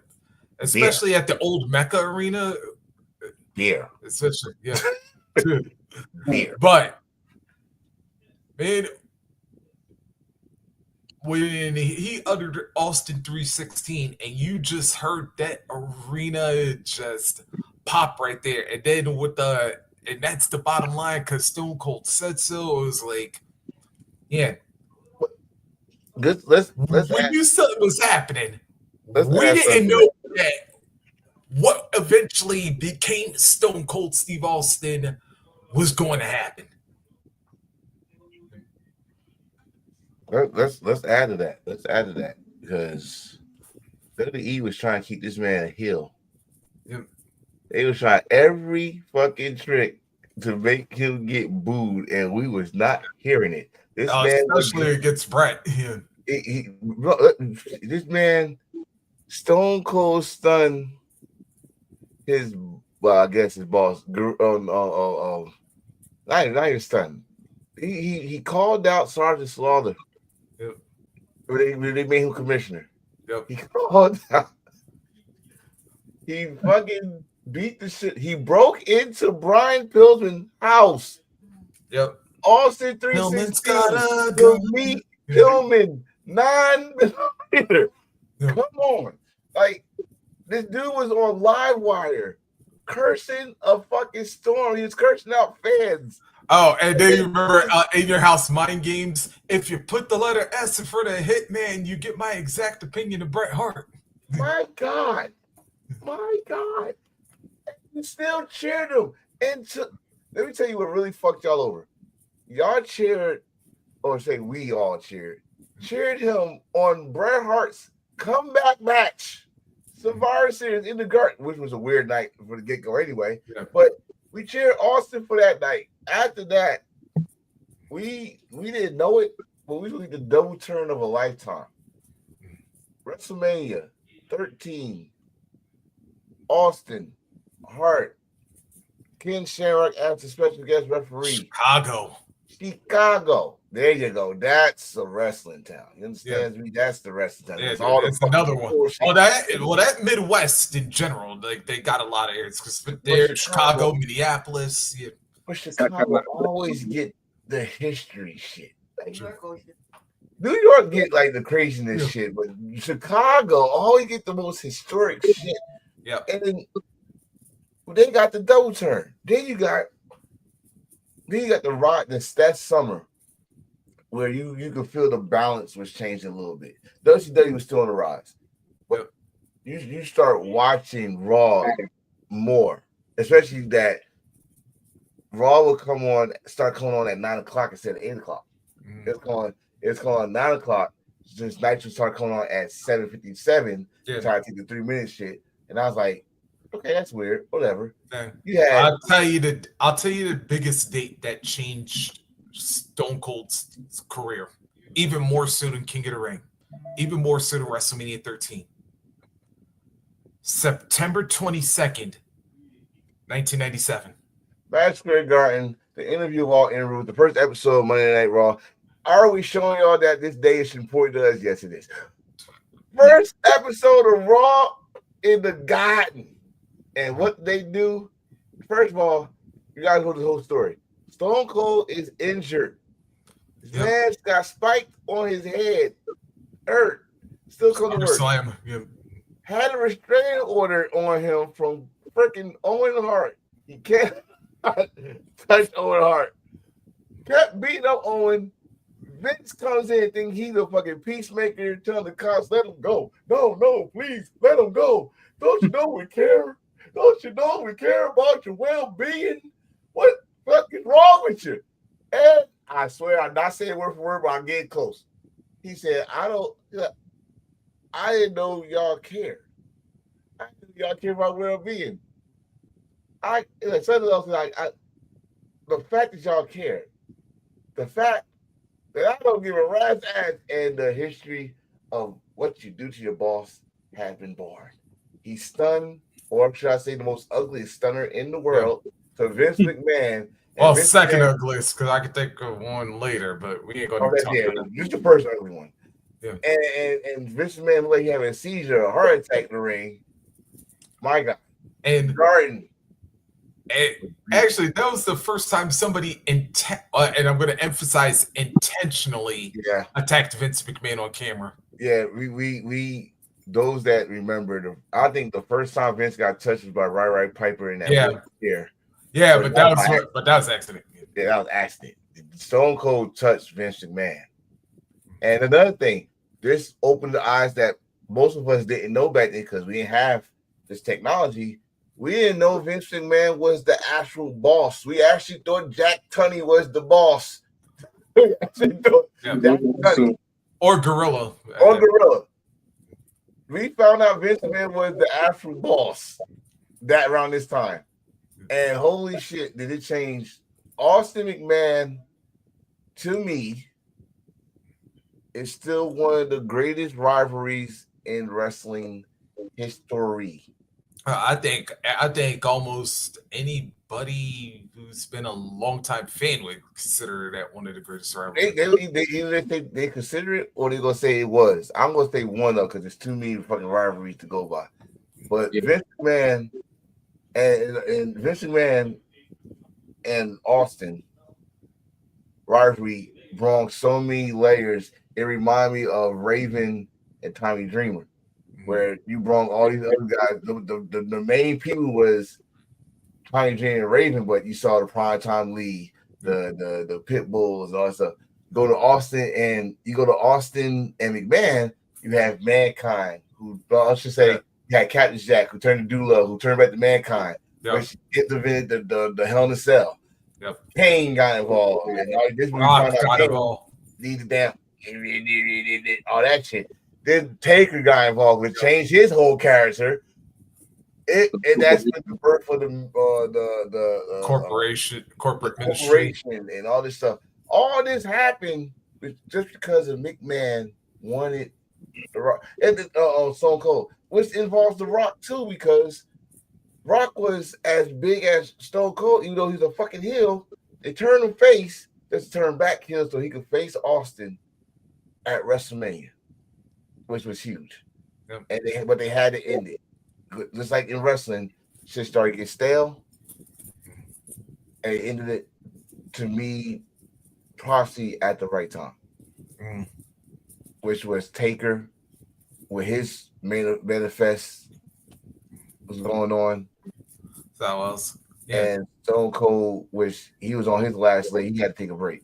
He had to. Luckily, at that time, WWE had other stars, which I said came together. She really brought that back to George Michael Sports Machine. Oh, motherfucker. We always talk about George Michael Sports Machine around here. That's how I found out Hulk Hogan won the WCW title. But, hey, we all didn't have cable around that time. You understand? Well, that was always popular, especially if you was like a Trenton, if you was on What They was come on NBC's at New York NBC. station? They come on at the NBC News at 11 Yeah. o'clock. After that, which is Sunday, it goes off 11:30. You hear that George Michael Sports Machine, Yep. and the video, the little tape thing go on, and Yeah. bam. Yeah, Yes, especially like I showing our said. age, damn it. But Yeah, like I said, especially like if you had like NBC New York, I think it was. yes, yes. I watch my food Lucha Japan, the AFN every afternoon. See, yes, that's right. That's right. You're a military. That's right. AF Air Force Network, baby. Save my life in 6 month cruise. Did caught up. How the fuck you watch wrestling overseas? AFN. I knew about Brock Lesnar when I came in. I was ready for him. Big vanilla gorilla. Yes, I was. But this is not about him. This is about Stone Cold. Yeah, Stone Cold. I like the story they did for him to get him off. So when he do come back, he be come back in a major story of who did it. But I did not like at first. I did not like they put words in his music. I like, what the fuck is this? I started like a year, like while I was going. And then two things I did not like about Austin 316. One, he went corporate. So he couldn't say Austin 316, sir, I whoop your ass. No, you said Austin 316, I kiss your ass. He went corporate. And then he started doing that. This is not fair to Stone Cold. Like, oh my God, this is not cool. This is not cool. Oh, yeah. And the second thing is when he walked away. Yeah. I'm not gonna forget it. I understand why he did it now, but I still not gonna forget it. I don't think anybody could. We could have the Brock Lesnar Austin match, and that could be a moneymaker, but there was no build, no hype. Right. That's why I said I understand why he did it. I understand why he did. At first, I didn't. I was pissed off, and then all the outside stuff in his real life. I'm not gonna bring it up, but a lot of people want to forget it. A lot of people want to forget it, and I tell you this: it's not fair to forget it, but we can forgive Austin faster than we can forgive Terry. Yeah, Okay? but I was saying is like, what extra thing would it come to Austin though? Yeah. Yeah, but hold on. I actually got to get one thing Yeah, it when works. it comes to Austin. This man got a world record for probably operating more vehicles than Eric. I mean, he had that damn monster truck limo. He had the pickup truck, which, by the way, D'Lo is still filling that stunner from In Your House, the Generation X to this day. If we name all the shit he rode That or beer destroyed, Yeah. that's the whole podcast, bro. Oh yeah, the DX Express when he dropped that damn thing. And I actually found out Austin almost killed himself during that. So, oh God. He said it. He said if it got wheels, he could drive it. Yeah. Let's not forget Oh, the one that destroyed the show.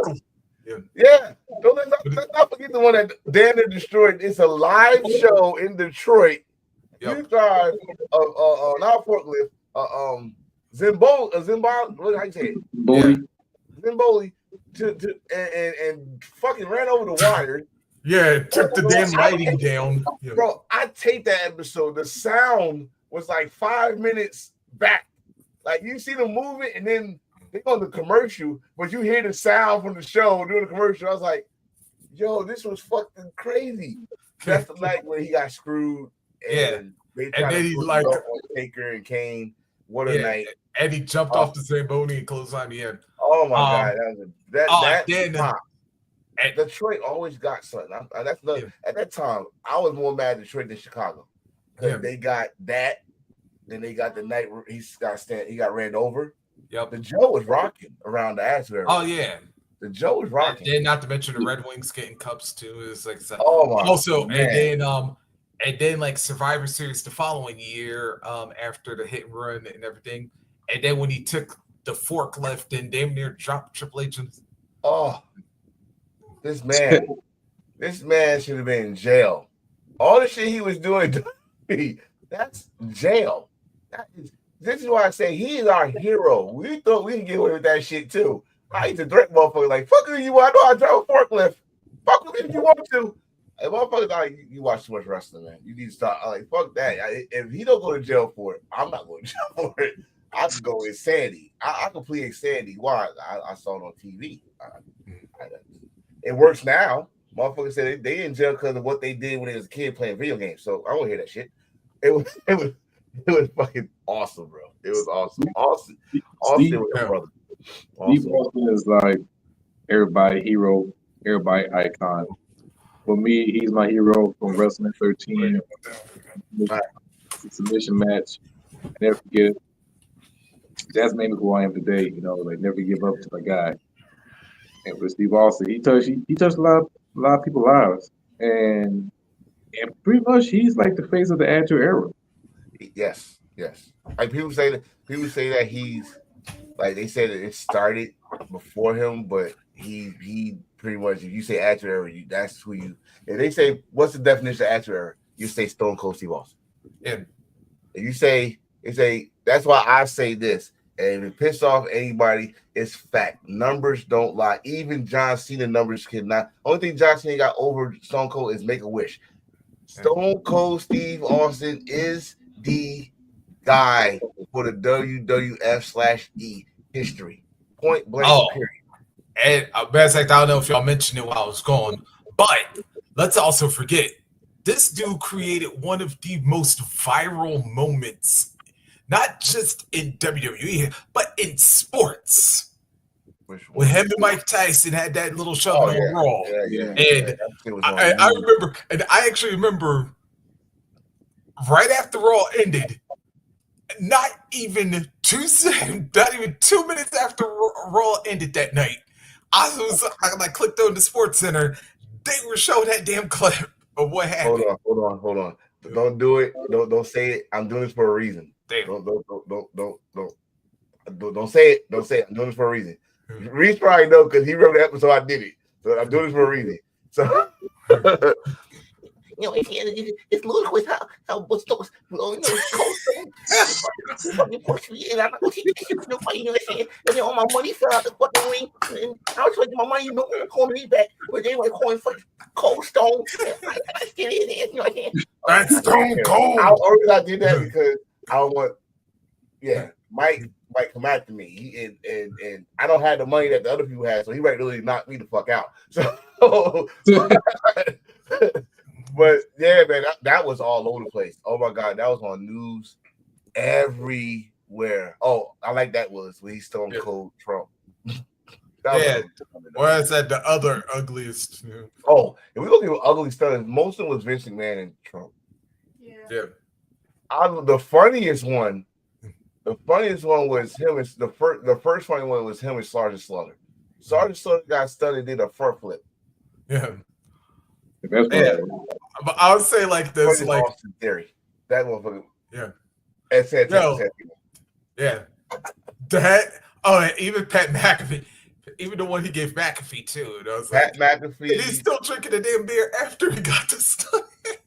Pat McAfee, Pat Patterson, Sergeant Slaughter, Santino, Austin Theory, Scott Hall. Oh yeah, Scott. Yeah, we got. And by the way, Scott, I had to say this, like, my dude. I know people always praise Scott Hall for his brain, like when he wanted to when he wants to do the right things. And it's like, yo, the way he did that stunner, I was like, now I saw why people always well, I already knew like a little bit then, but that night I was like, yo, he took that stunner to a new level, man. Funny story, Willis. Funny story about that. He said Rock used to take some wild stunners. Yeah, he was trying to break. So he was trying to break Stone Cold's character. He's trying to break his character. Oh yeah, that's right. And he said for every time, if you did like a really good set, you give him like a case of beer or something. Yeah, like that. if he stakes, sell it like that, he'll buy Stone Cold a case of beer. So and like Rock do shit on there in house shows, and then they're doing on TV. So he was trying, like the people's elbow. The people's elbow was to break Undertaker.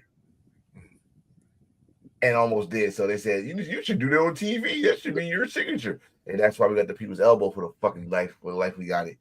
The stunner, though, the first time Rock did that was WrestleMania 15. Yeah. He haven't stopped doing it ever since. Yep. And then they put it in video games. That means in the video game, when you take a stunner, everybody doing what Rock did. So, put your hand between the arms here, put some stank on it, and bang! Got your ass doing the break. Oh yeah, because I was trying to think when he did it when Rock was Intercontinental Champ, but I don't think he did like the crazy cells like till Mania 15. No, when Rock was not Rock used to just do it like that and stuff. But then he started going wild with it and just bouncing everywhere. Like, oh, even JR was surprised. I never forget JR reaction. That's one hell of a stunner. Holy, like, he's going off. Not JR go off. So Stone Cold, we're talking about Stone Cold. This man was a pop culture hit. Y'all motherfuckers never pay attention to TV Guide until Stone Cold was the cover of TV Guide. Y'all never pay attention to MTV into Celebrity Deathmatch, and Stone Cold was on that shit. Stone Cold was on what's that cartoon? Deathmatch. No, not that one. It was a cartoon. And he was Gilbert. He was on that. So Stone Cold was on Today's shows. He was on Regis and he was on one of the that was another bad stunner. But Stone Cold was plus he was on Weakest Link. Yeah. He was on Weakest Link, and he was not scared of that chick either. And Stone and let's not forget about the Superstar title. When we say he's the face of the WWE, he couldn't do no wrong. Keyword, I think you just said it here. He did not tell Vince that he was going to change the WWE title. And he asked him to Smoke a Skull got invented. He didn't tell Vince he was going to do that shit. He said when he did the Stone Cold Stunner the night after WrestleMania to Vince and went to jail, he did a stun that. He said that big belt cut his chin. He said, we can't do this. I need another belt. And was he on? He was on Bernie Mac? Okay, cool. So Stone Cold to me, and maybe to everybody else, was the biggest and still is number-wise biggest star out of WWE. And you no one's gonna tell me no different. No one's gonna tell me Hulkamania put you in the promised land, but you got a man that saved the WWE from getting their ass whooped by WCW wrestling. They whooped WWE ass for 83 weeks. And what did Stone Cold do to save them from getting 84? He challenged Vince McMahon in Philadelphia, and Dude Love ruined it. Damn it. He ruined it. But that's what we got, Mr. McMahon, and the conspiracy theories. I loved it. I used to tape Monday Night Raw. Yeah. But when Stone Cold won the title, all the way to my birthday, I used to tape every episode. Mickey would tell you, I still had them. Yeah. We met. And that's why I did it. Stone Cold, Rock, Undertaker, Kane, Triple H, DX. Don't know what the hell they was going to do. Attitude was wild. And Stone Cold was ahead of the pack. So. Plus one of the things is we always forgot was like Stone Cold could be one hell of a comedian too during this time because I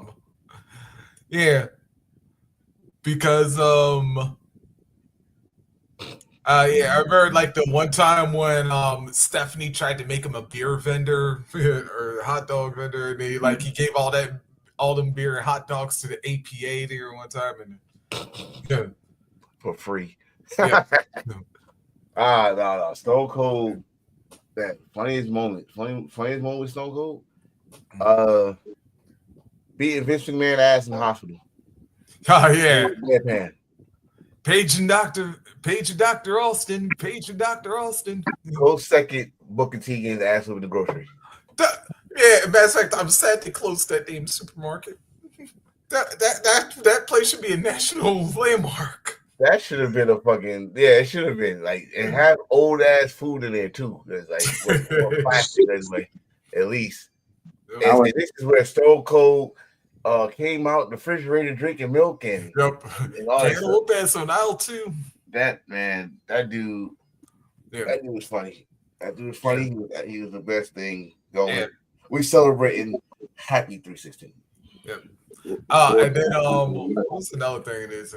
Oh and God, Willis, even though I was kind of a little, even though it was one of my favorite models of cars, yeah, when he did the cement truck, the cement and then Vince's Corvette and made them thing. That made my father so mad. Mhm. That's the Corvette that if you remember when Vince had surgery and he was going to trial, the newsman stopped him. That's the car he was in. So now he put the cement in there.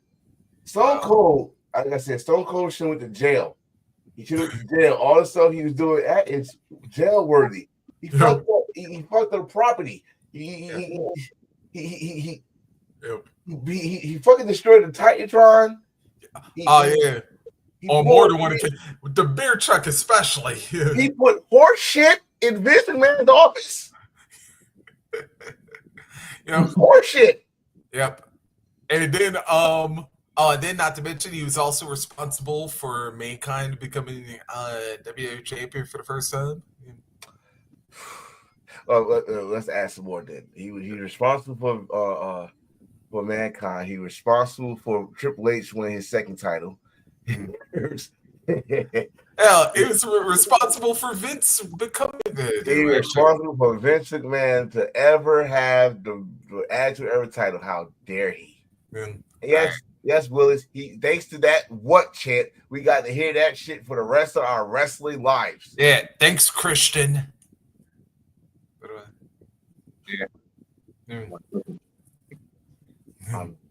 I'm done. You just made me mad. Yeah.